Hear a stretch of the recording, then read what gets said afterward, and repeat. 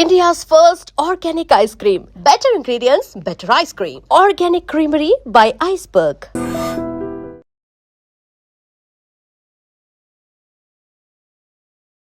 Welcome to iDream media. So జనరల్గా గోంగూర అందరూ ఇష్టంగా తీసుకుంటూ ఉంటారు. దీన్ని తీసుకోవడం వల్ల చాలా రకాల ఆరోగ్య లాభాలు కలుగుతాయని కూడా చెప్తూ ఉంటారు. అయితే కొందరికి ఇది పడదు, తీసుకోకూడదని చెప్తూ ఉంటారు. ఇక దీన్ని తీసుకుంటే రకరకాల ఎలర్జీస్ వస్తాయని కూడా చెప్తూ ఉంటారు.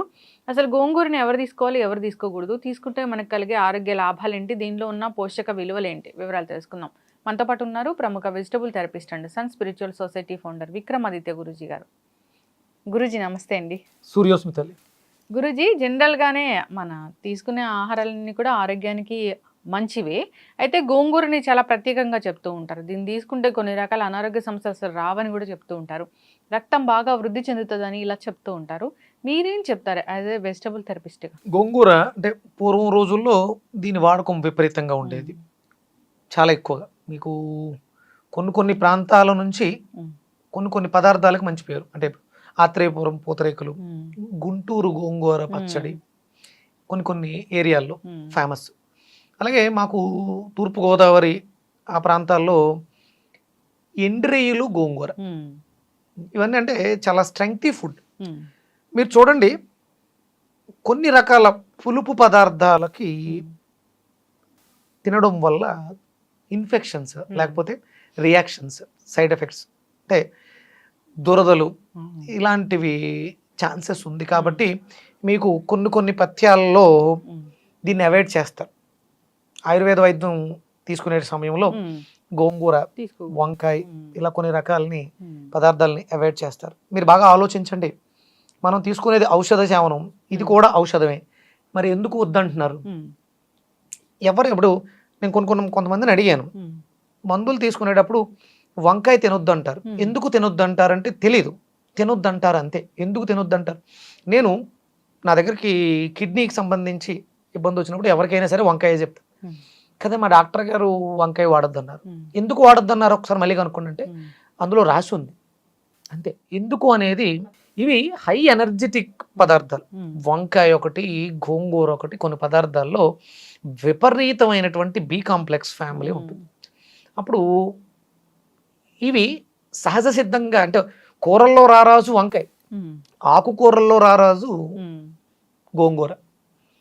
ఇవి రెండు కూడా వాటి స్థానాన్ని నిలబెట్టుకోవడానికి చేసేటువంటి పోరాటంలో మిగతా వాటి ప్రాబల్యం పెద్దగా శరీరం మీద పనిచేయదు.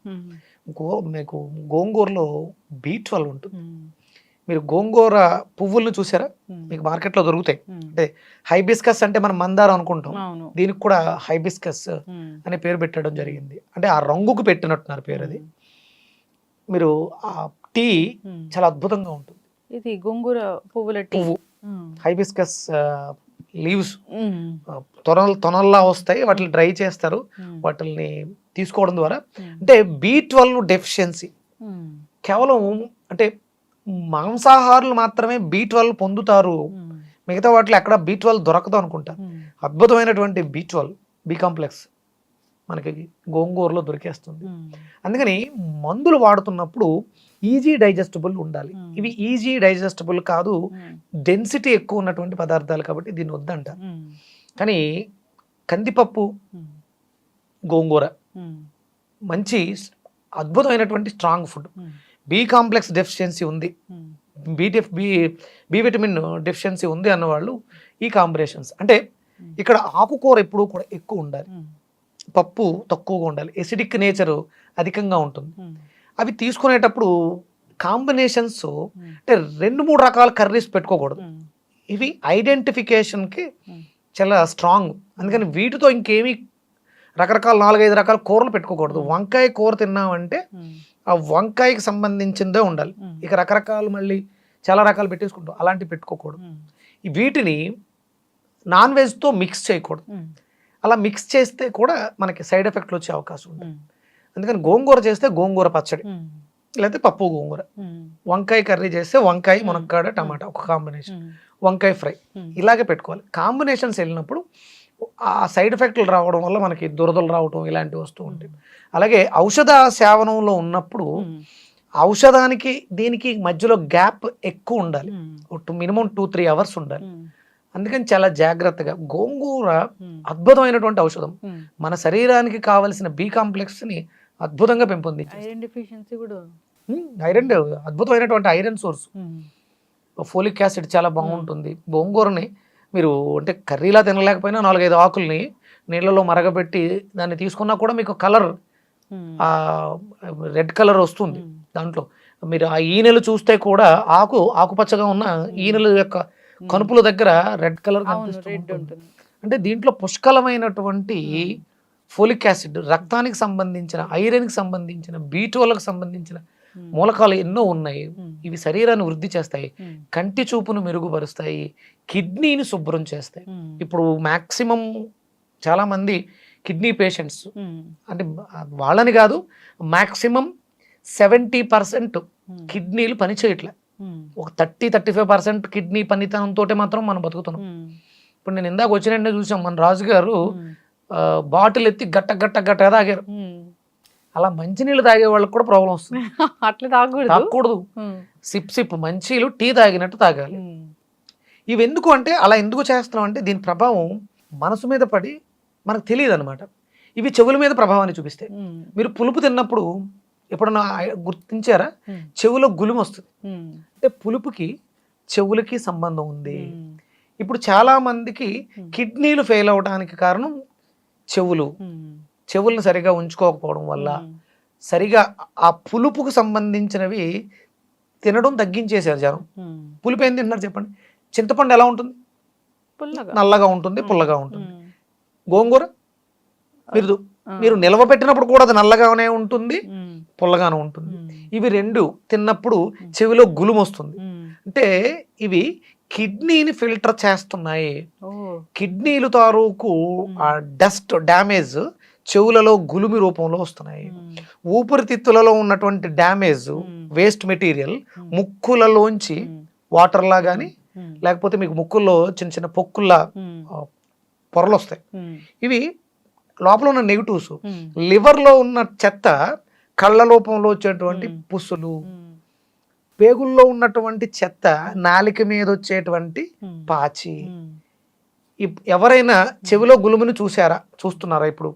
అంటే మనం పులుపు తినడం తగ్గించేసాం. మన కిడ్నీ ఎలా బాగా పనిచేస్తుంది? కిడ్నీని బాగా పని చేయించుకోవాలంటే కావాల్సింది ఏంటి? పులుపు అనే పదార్థం, రుచి. అది గోంగూరలో న్యాచురల్ గా పుష్కలంగా ఉంది. కనీసం వారానికి ఒకసారి గోంగూర పచ్చడి.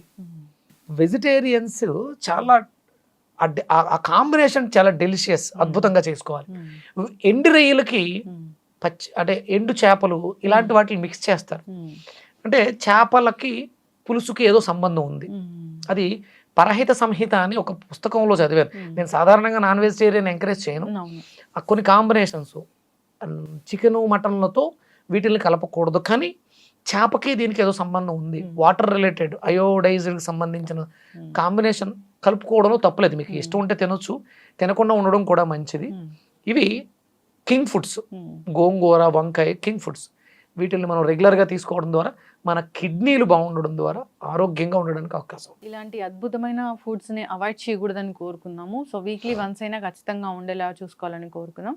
చాలా చక్కటి ఇన్ఫర్మేషన్ అండి, ధన్యవాదాలు. Suryasmita. And for more videos, Please subscribe to iDream. Please subscribe to iDream. Please subscribe iDream. And please subscribe to iDream. For more videos, subscribe to iDream. please like, share and subscribe to the channel. Congratulations, iDream. Subscribe to iDream. Subscribe to iDream. So subscribe to iDream Media. iDream ki iDream team అందరికి huge congratulations. Please subscribe iDream Media. Please subscribe to iDream. Subscribe iDream. Please subscribe to iDream. iDream అంటే నా కళల ఛానల్ను subscribe చేసుకున్న నోరు తిరుగుతలేదు, మీరైతే గంట గుర్తు కొట్టండి. For more such videos, please subscribe to iDream.